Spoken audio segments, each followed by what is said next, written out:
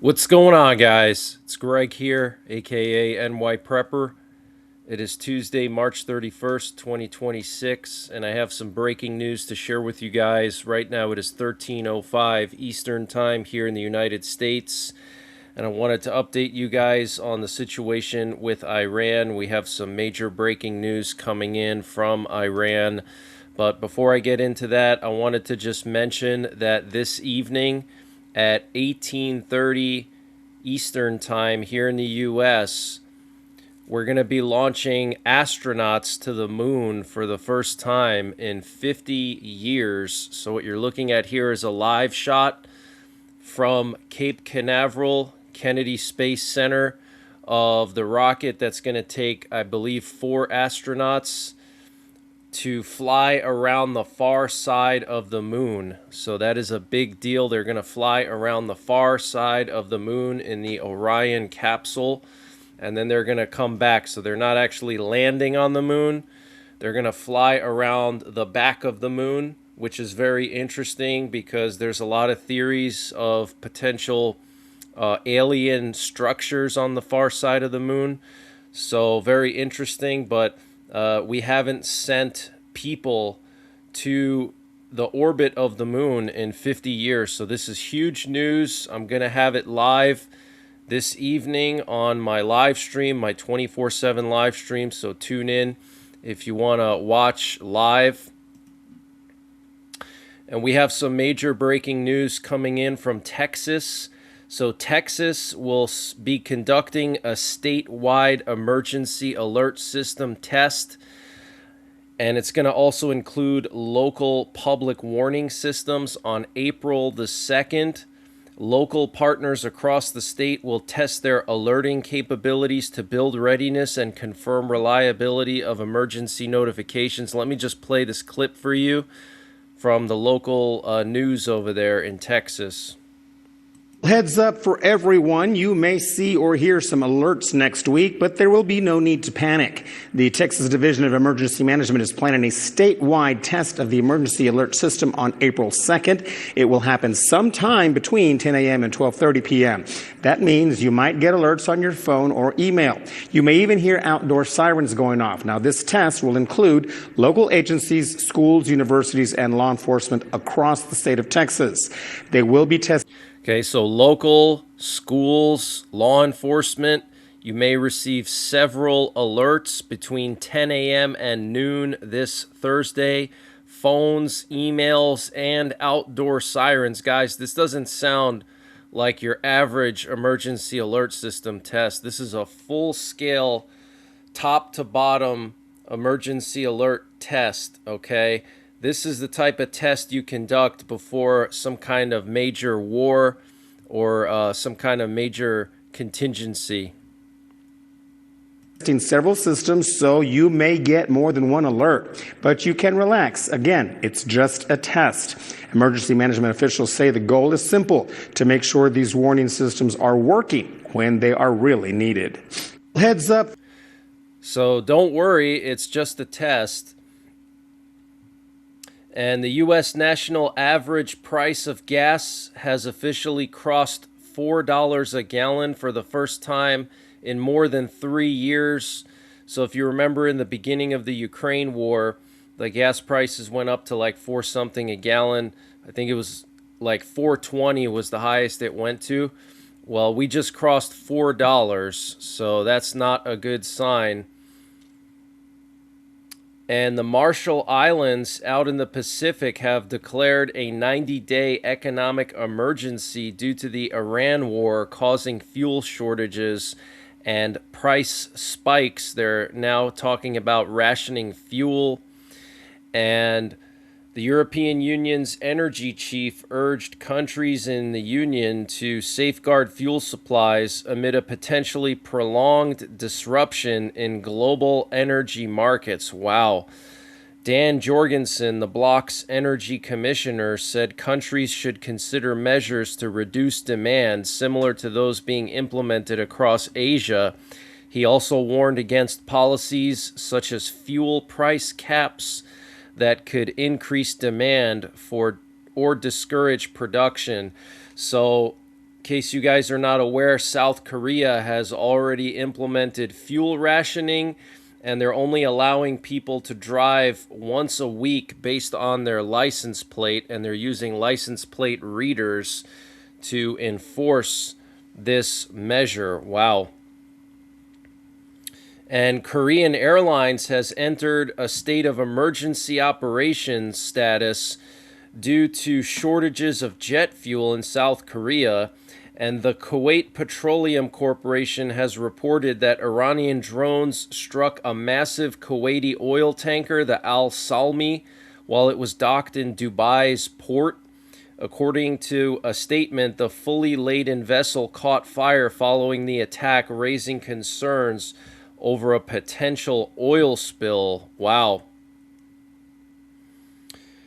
And satellite imagery suggests Iran may have moved up to 540 kilograms or 1,100 pounds of highly enriched uranium to an underground tunnel complex in Isfahan just days before Israeli and U.S. strikes in June 2025. A high-resolution image from June 9th shows a heavy truck carrying 18 shielded containers at the tunnel entrance. Wow. And last night, the U.S. launched massive attacks on Isfahan. Apparently, they used 2,000-pound bunker busters to target some underground ammunition storage locations. Let me just play this video for you. Absolutely insane.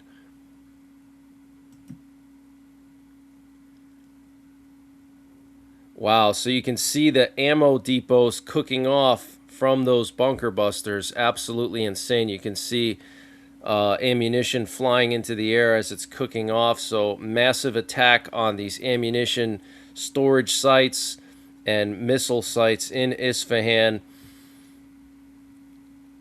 And the U.S. Secretary of War says that the coming days will be decisive in the war with Iran, and that Iran can do nothing about it. He also said if Iran is wise, they will cut a deal. U.S. President Trump doesn't bluff, and he does not back down. You can ask Khamenei about that. He also said that Iran's defense industrial base is nearly completely destroyed. Their ability to reconstitute the weapons of war they're using now, that they're hiding in underground facilities and attriting over time, their ability to rebuild that is negligible. Wow. So strong words there from Pete Hegseth. And here we have footage coming out of India. People are panic buying fuel because of the impending global fuel crisis caused by the closure of the Strait of Hormuz. Absolutely massive lines. Look at this, guys.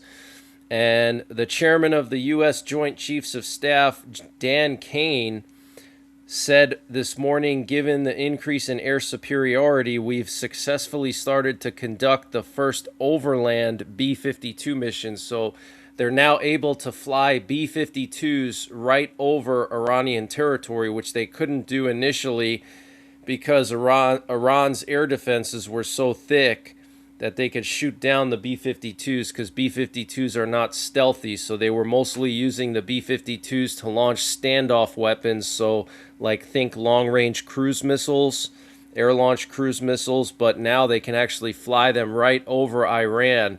So that actually reduces the wear and tear on some of our more critical components like the B-2s, which we did use those several times already, so we don't have to use them as much to be able to fly over Iran and drop conventional bombs. And according to Italian newspaper La Repubblica, Italy has not authorized the U.S. to use its bases for offensive operations against Iran. The focus is mainly on Aviano Air Base, as well as Sigonella Naval Air Station in Sicily, critical for drones, intelligence, and logistics. The Italian government is avoiding direct involvement in the war. Any use of these bases for attacks would require explicit political approval, which has not been given.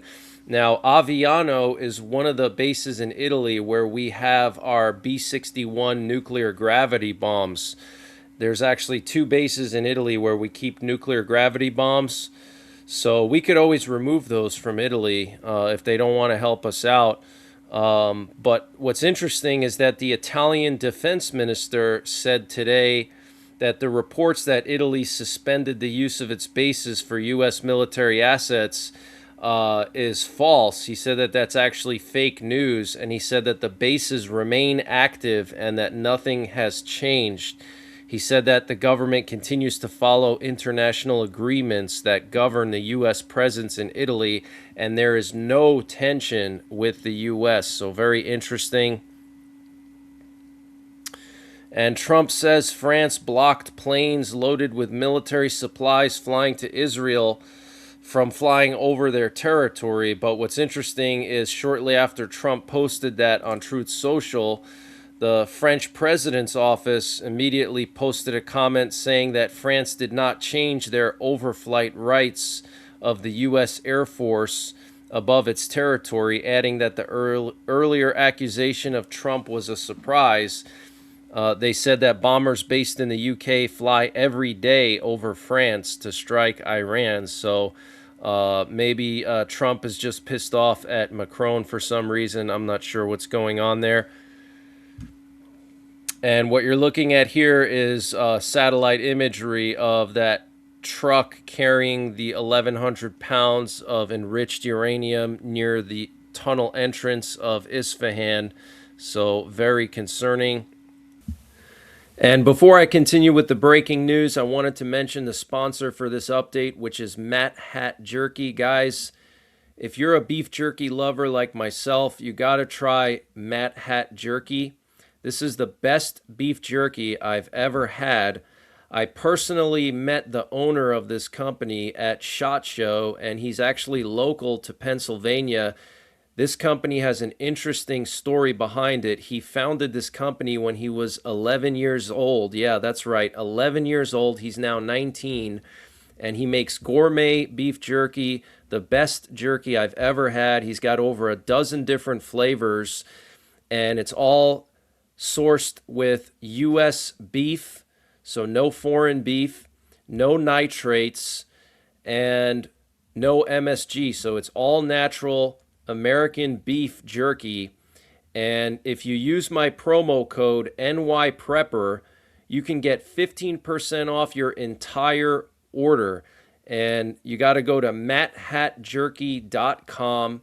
And I'm going to leave a link in the description down below. That's matthatjerky.com. One word, matthatjerky.com. Use my promo code NYPrepper to get 15% off your entire order. And the link and the promo code are in the description down below. And Bloomberg is reporting that Iran is now urging the Houthis to prepare a renewed campaign against Red Sea shipping contingent upon any further escalation by the U.S. in its war on Iran. So basically they're saying if the U.S. deploys ground forces and escalates the situation, then the Houthis are going to start attacking the Bab el-Mandeb Strait, which is the strait between Africa and the Arabian Peninsula, to access the Suez Canal. So that would be also catastrophic because you would have no ships going from the Mediterranean into the Indian Ocean. So be a complete closure in the Middle East. Ships would have to go all the way around Africa, which is very expensive and also dangerous. The waters around Africa are pretty dangerous. And the Secretary of State, Marco Rubio, stated that Washington is dissatisfied with NATO's cooperation regarding the Iran conflict and indicated that all cooperation will need to be reassessed following the war. And the Israeli military is providing the U.S. with intelligence and data ahead of a possible U.S. ground operation in Iran, according to Israeli Channel 12. And the U.S. CENTCOM commander, Admiral Brad Cooper, visited Israel over the last 2 days, meeting with the IDF Chief of Staff, Lieutenant General Ayel Zamir, to discuss progress and ongoing operations aimed at eliminating Iran's ability to project power beyond its borders and to reaffirm U.S.-Israeli defense coordination. So the CENTCOM commander meeting with the Israeli top general, that's huge, guys. And from what we're hearing, all the U.S. sources are saying that by next week, early next week, all the forces required for this ground invasion will be in position. We know that Marines already arrived. 82nd Airborne has already arrived. Tier 1 units have already arrived, including Navy SEALs, Army Rangers, Green Berets, you name it. They're all in position, but I think they're still deploying more forces. I believe the 10th Mountain Division will also be deployed. So like I said, if they do a ground invasion, what we're going to see is Marines doing beach landings. They have those amphibious ready groups. They're specifically set up for amphibious landings. Okay, think like D-Day, Normandy. Okay, the beach landings in France in World War II. Okay, they're going to do something like that along the Strait of Hormuz to seize critical areas. Also, the 82nd Airborne and the Special Operations and maybe the 10th Mountain Division will be deployed to the interior of Iran to seize control of that enriched uranium that you see here on this satellite image. And the Israeli Defense Minister Israel Katz announced that the IDF will establish a security zone inside Lebanon all the way up to the Litani River. Okay, so Israel's pushing their borders north now. And 12 A-10 Thunderbolts with the Michigan Air National Guard's 107th Fighter Squadron were seen departing yesterday from Peace Air National Guard Base in Portsmouth, New Hampshire, for an impromptu deployment to the Middle East. So that's pretty interesting, guys. You know what A-10s are for? They're for close air support. They fly very low, and they specialize in destroying tanks and armored vehicles to support infantry movements. Okay, so they're sort of like an attack helicopter. They function in the same way as an attack helicopter, but they're an actual warplane, and they have some very impressive armament, and they're able to sustain multiple impacts by missiles and armor-piercing ammunition and continue to carry out their missions. They have very powerful weaponry, and also their armor is what they're very well known for. They're able to fly very low and take multiple hits and still survive. So sounds like they're preparing for this ground invasion. And a U.S. official told Al Jazeera that elements of the 82nd Airborne have arrived in the Middle East over the weekend, with additional forces including the 1st Brigade and logistics and communications specialists, bringing the total to around 3,000 troops this week. Wow. And Trump told the New York Post that the U.S. will find out in about a week whether Iran's parliament is willing to work with Washington. So he's giving them another week until after Easter. And the United Arab Emirates is pressing Donald Trump to order a U.S. ground invasion of Iran, a Gulf diplomat told the Associated Press, with Kuwait and Bahrain also backing such an operation.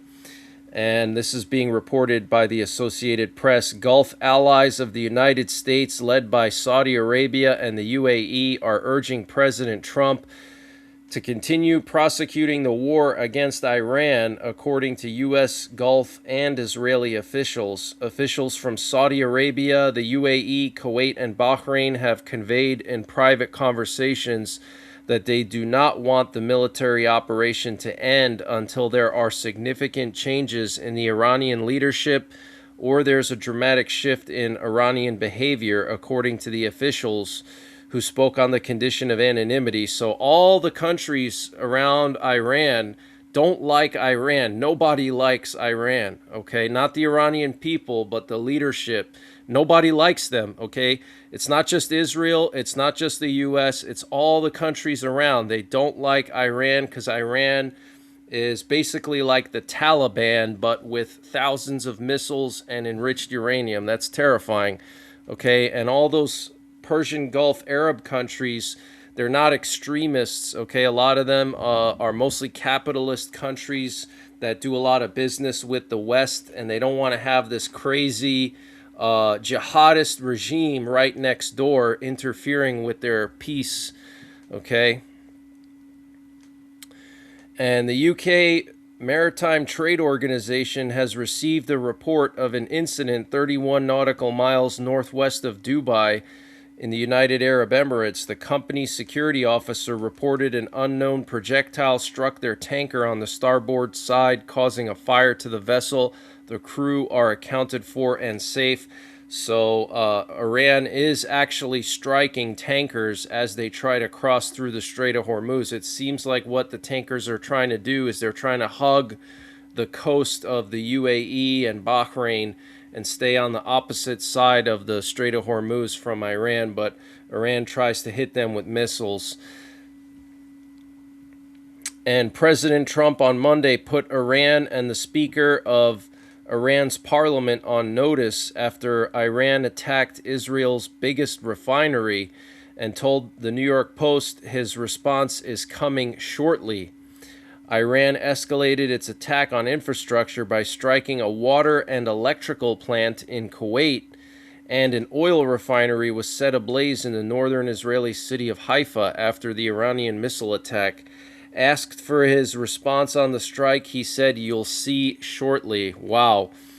And Israel told the Trump administration there is a window of opportunity to achieve a decisive outcome that could topple Iran's regime, an Israeli official said, adding plans focus on striking energy infrastructure to push Iran towards financial collapse. Interesting. And the Israeli Air Force confirmed that it will complete targeting all critical assets of Iran's military production industries by tomorrow. This, per the IDF, includes around 70% of Iran's alleged weapons development and manufacturing infrastructure. Less critical military production sites may be struck in the future as the IDF prepares for several more weeks of conflict. Strikes will continue against ballistic missile launchers, air defense systems, Iranian military officers, and economic targets.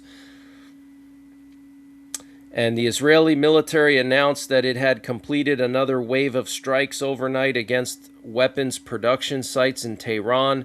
Targets included an facility used for casting and filling ballistic missile warheads intended for launch against Israel, a ballistic missile component research and development site, and a production and development site for components used in anti-tank missiles, anti-aircraft missiles, and other weapons. In parallel, the Israeli military struck firepower arrays in Tehran, including launch sites and surface-to-air missile positions. So a pretty comprehensive bombing campaign last night against Iran, targeting their missile production sites and their surface-to-air missiles and different things related to that. And Israel is starting to shift their targeting of Iran to economic assets as it enters the completion phase of its war goals after largely destroying key military infrastructure, with officials saying new strikes aim to inflict major financial damage on the regime, according to the Times of Israel. And Bahrain's Military of Defense announced that it has intercepted and destroyed 182 missiles and 400 drones targeting the kingdom since the start of the Iranian attacks. And U.S.-Israeli airstrikes targeted an underground missile site in Darab in southern Iran. And Iran's Islamic Revolutionary Guard Corps, IRGC, said on Tuesday that its naval forces struck a container ship it identified as Israeli-linked, named Express Halfong, in the Persian Gulf as part of a series of operations. And mass evacuations from Kuwait occurred overnight towards the Saudi border following recent Iranian attacks. And a Russian-flagged tanker carrying 700,000 barrels of oil arrived at the Cuban port of Matanzas on Tuesday, preparing for the first significant crude oil delivery since the Trump administration moved to cut off the island's fuel supply. So Russia is providing much needed oil to Cuba. Russia is not going to allow Cuba to fall to the Americans. And there's currently a mass casualty event declared in Russia after a Ukrainian drone hit one of Russia's largest petrochemical complexes. And I'm going to try to pronounce it the best I can. I am trying to learn some Russian. It's called Nizhny Kamskneftekim. I don't think I said that right, but anyway, the Ukrainians are still targeting Russia. They hit the Ust-Luga port in St. Petersburg area. They also damaged one of Russia's combat icebreakers. So Ukraine is still doing the deep strikes. And what you're looking at here is a large number of U.S. aerial refuelers that were suddenly scrambled late last night. And they flew out towards the Celtic Sea and then turned around and came back to Mildenhall. Likely this was some kind of refueling operation for potentially U.S. bombers crossing over the Atlantic. Maybe we're bringing more bombers over in preparation for the massive ground invasion. And then finally, here we have some footage of this petrochemical fire in Russia. Look at that. Absolutely insane. One of Russia's largest petrochemical complexes. But that's it for now. Tune into my live stream right now for coverage of the Artemis launch to the moon. And it's going to be at 6:30 p.m. Eastern Time, the actual takeoff from Kennedy Space Center. Historic evening. You don't want to miss it. And until the next time, take care, God bless, and don't forget the 3 Ps. Prepare, practice, and persevere. And this update was sponsored by EMP Shield. Guys, EMP Shield has created a special discount just for you, the listeners of the NYPrepper channel. If you go to empshield.com and use the promo code NYPrepper, you can get 15% off your entire order. And why do you need an EMP shield? Well, this is a special device to protect your vehicle, your RV, your solar generators, your radios from an electromagnetic pulse, which could be caused by a solar flare or potentially a rogue country like North Korea detonating an electromagnetic pulse weapon over the United States that's mounted onto a satellite. So protect your vehicles, protect your RV, protect your radios, protect your generators with an EMP shield. Use my promo code NYPrepper to get 15% off. Installation is super simple. This is a veteran-owned business, 100% American-made, and the EMP shields have been tested by the military, okay? And free shipping is included to the entire continental United States. And the link and the promo code are in the description below this video.